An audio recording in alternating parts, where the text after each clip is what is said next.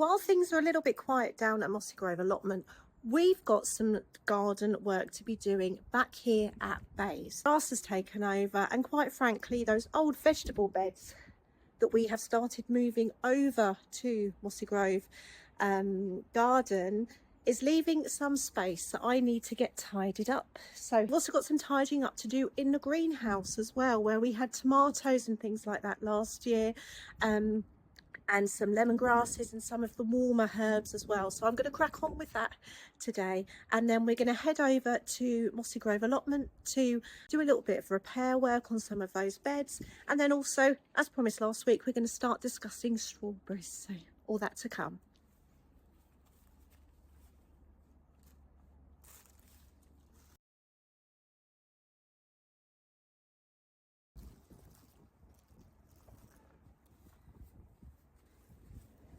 Some great stuff for the compost going in here.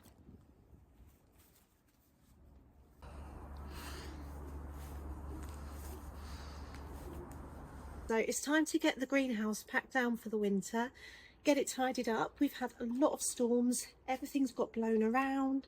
It's a bit of a mess in here, plus also we've got the old tomato plants to get out, get down. They've all died totally back, and yeah, look forward to what's coming in here next. These bags have been absolutely fantastic. I paid very little for these. I can't remember whether it was off Amazon or Temu or somewhere. It was really cheap. They open up really big, and they do come in a ton of sizes. They're great for carrying your garden waste around, getting things from position to compost heap, and for us they're going to serve really well as we head up to Mossy Grove Gardens. So do consider some of these. They're completely packed down, they go really small, you can carry them around. Absolute fantastic buy.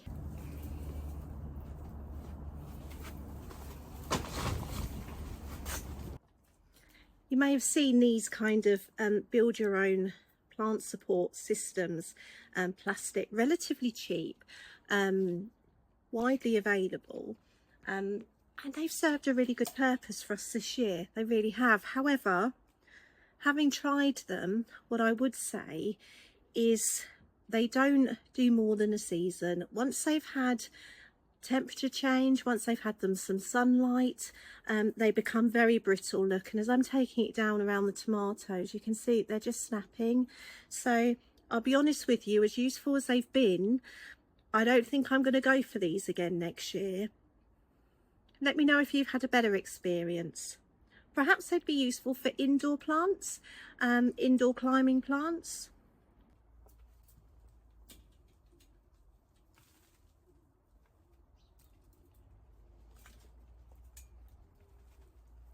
There's no point me trying to be careful with these, because no matter how gentle I was at the top of that tower, they were just snapping anyway. So it's just time to get rid. It's a shame, because it is like using single-use plastic, but at the end of the day, if you don't try, you don't know. Missed a few last year. We had a visitor. Hello, Mr. Slug. You are not staying.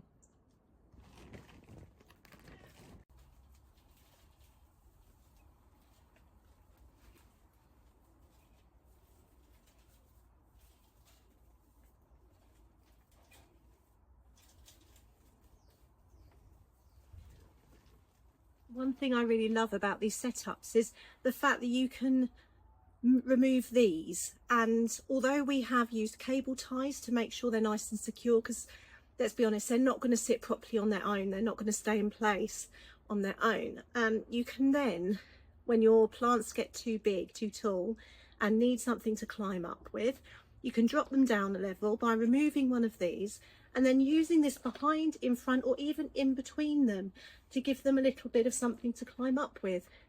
Really, really useful when you're doing things like cucamelons or tomatoes. Fabulous.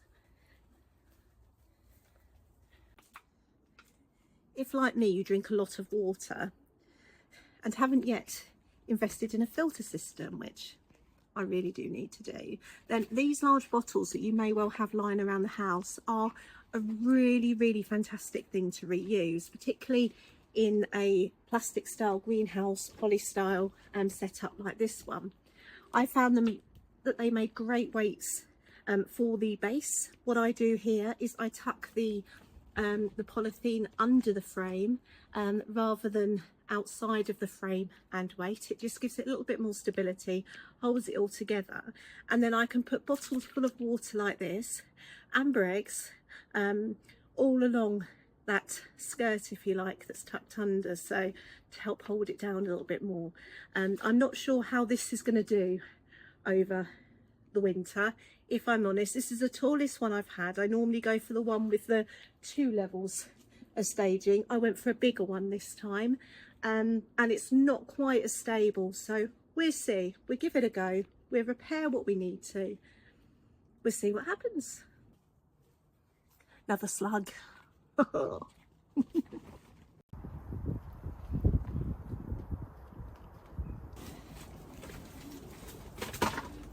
Now, I hate the idea of slug traps, but I really think that next year they are going to be necessary in here if we do continue to use this setup again.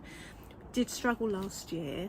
I don't like eradicating anything that has a life, be that plant, animal, insect, whatever. But now we are attempting to feed ourselves from our produce. There has to be a little bit of balance, doesn't there? What do you guys do with your slugs? Do you use slug traps? How do you remove them? Do you put them somewhere else? That would be my ideal. Take a big bucket of slugs and chuck them out somewhere else. Any ideas? Drop me a comment.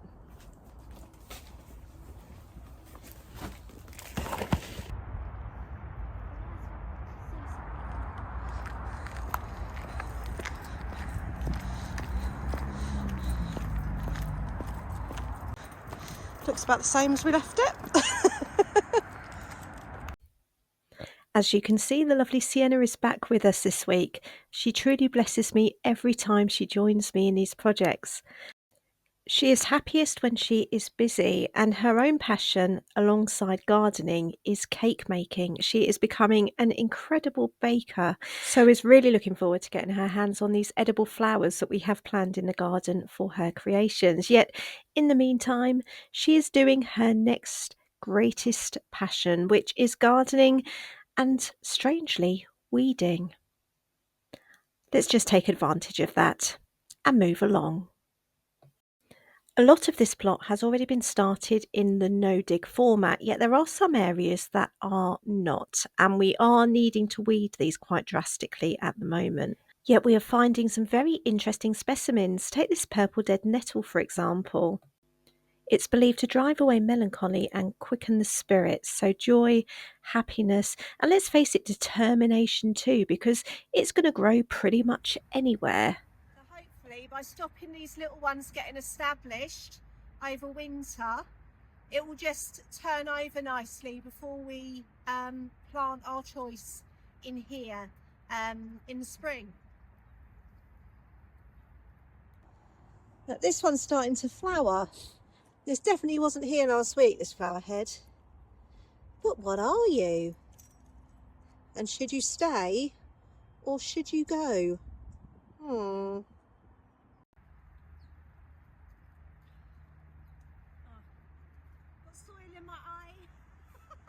Good. Can't see. Yeah, it's not a very good choice.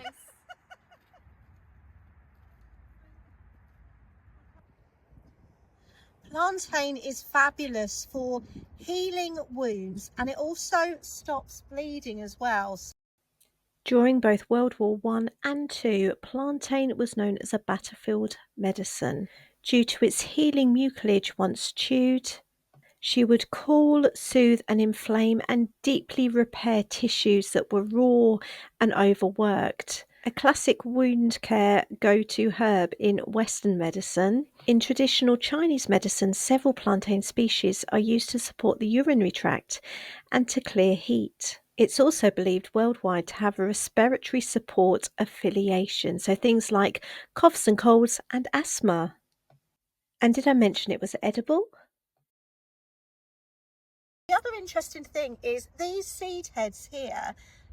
These seeds, the plantain seeds, can be used in the same way that flax seeds are used. So full of fibre, really good for digestion, a really good source of omega oils as well. So a really interesting plant, and you'll probably see it everywhere, particularly if you look in grassland or in your local park, if it's not popping up out of your lawn at home already. So a really interesting one to look at, plantain. Oh, I love this part. The weeding. Yeah, I love this part. You love weeding. You don't. You don't. I'm not a fan of weeding. I'm sure most people aren't. I think you're just weird. I am weird. But weird is the best way to go. I agree. Says the girl in the forest and squirrel trousers. Very true. Be yourself, that's what I say.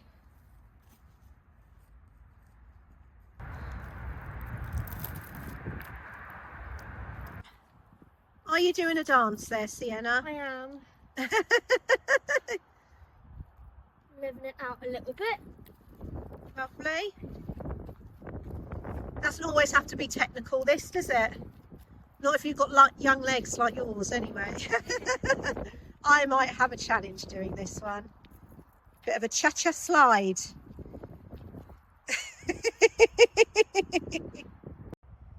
Mystery bean things seem to have survived our first frost. Don't really know what we're going to do with these or whether they're going to survive at all. But they were there and nothing else is, so let's see what happens. What would be your first choice of things to think about when it comes to choosing what strawberries you want to grow? Definitely sweetness. Yeah? Because you can get a lot of strawberries that are quite bitter. Yep. And you don't really want to be putting sugar in your strawberries. That's true. So you want ones that have got a balance. That's true. I also think we need to think about types that are going to harvest at different times as well. So plant a few different types so that we can have strawberries for longer across more seasons. So we can harvest them every season. Yeah, sort of throughout. And then plant in between as well. Yeah, and I suppose, I think if there are options beyond that, like if we're choosing between things, I think we should go for the ones that are a little bit more pest resistant, because we don't know what bugs we're going to have to face, do we? No clue. Literally no clue what this particular plot is bad for, bug wise and pest wise. So Doesn't seem very bad at the moment, but we never know. This is true. And let's just never forget the bindweed. Once you start looking and you start working, you never know what's going to turn up. Yeah, you just find more and more. Right, well, I think we should head off, get cleaned up, get the catalogues and the laptop out, computers out, and start doing some research. Yep. Sounds like a plan. Perfect. You don't realise how much you've done until you look at it after a few minutes away.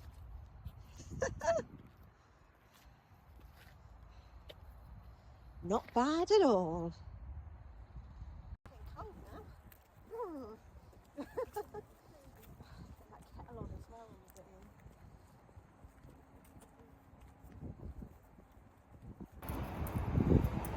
Come on to close.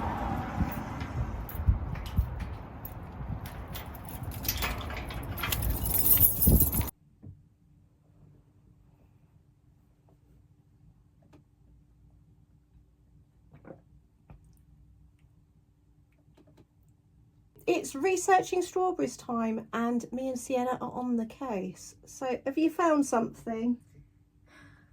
Lots of strawberries. Fabulous. We've got a nice catalogue here. Love a good catalogue. Which ones out of those do you think would be the sweetest?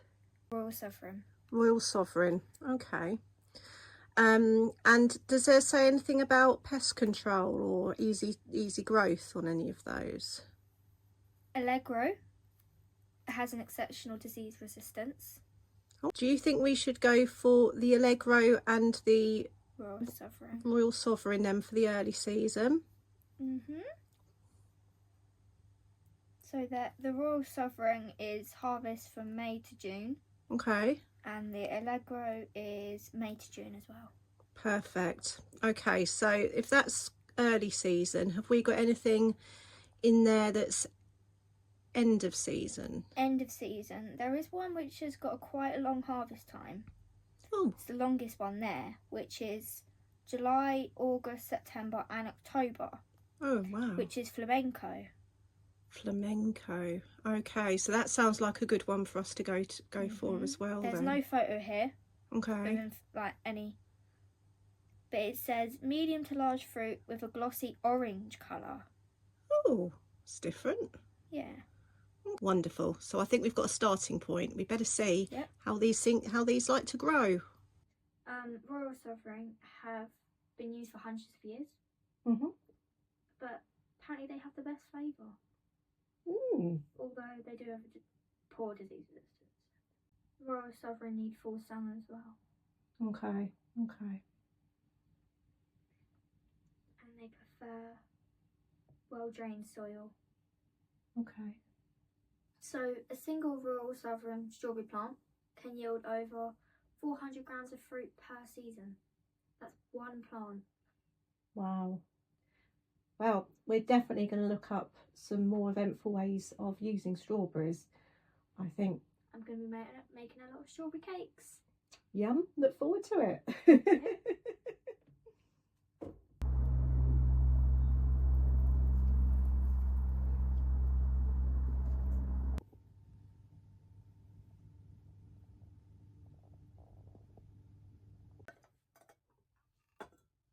It smells amazing. It's orange, black tea with orange and vanilla and cinnamon in it. Really, really nice. That'll do. Thank you. I just thought it would be really nice to go through some of the historical folklore and spiritual symbolism and meaning of the strawberry. So strawberries generally throughout the ages have been known as a symbol of love. They have been denoted to things like passion, female sensual energy. They were in medieval times made into like a strawberry soup that was then given to newlyweds on the night of their wedding for that reason.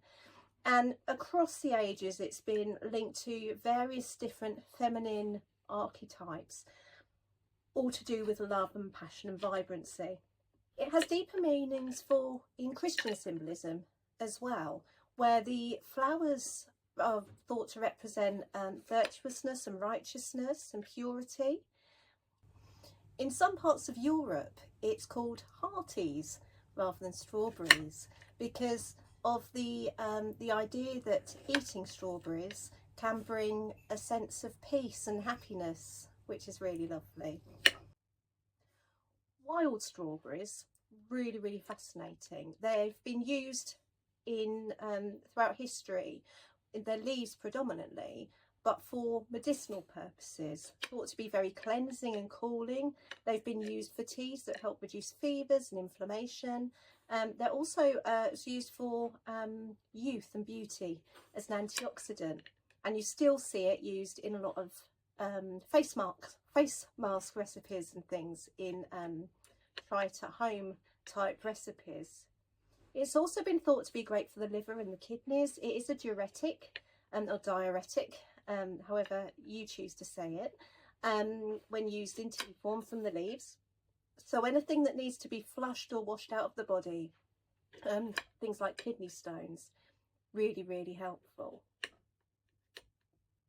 Something else that they've been used for historically is for irregular periods and also very heavy bleeding for women. Really anti-inflammatory, as already said, and cooling. So that's quite interesting, particularly when you think of raspberry leaves being used in a similar way today. Pulled wild strawberry leaf tea can be used as an eye wash, or you can use it to cleanse the eyes gently when you have things like styes or allergy reactions and the eyes are red and puffy and need cooling down. So I think it's time for us to dig in.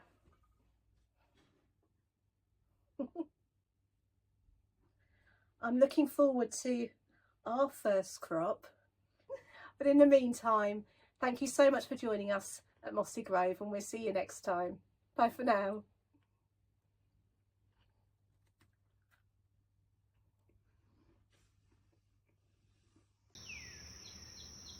Prayers and potions.